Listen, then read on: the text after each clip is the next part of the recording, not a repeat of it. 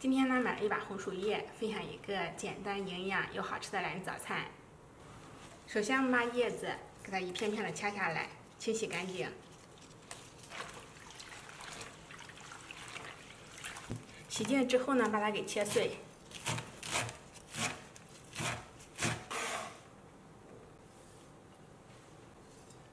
再切一点小葱。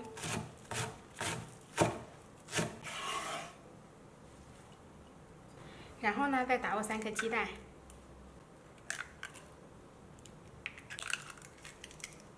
再加入适量的盐、五香粉、150克黑全麦面粉，也可以用普通面粉。我们先把它给搅拌均匀，然后再分次少量加入清水，给它搅拌成稀糊状。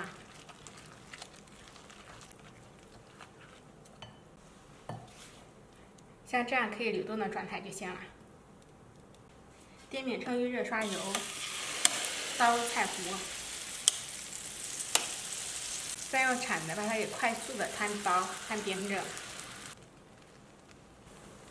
我们让它表面变色，饼的鼓起就已经熟透了。现在已经闻到了红薯叶的香味。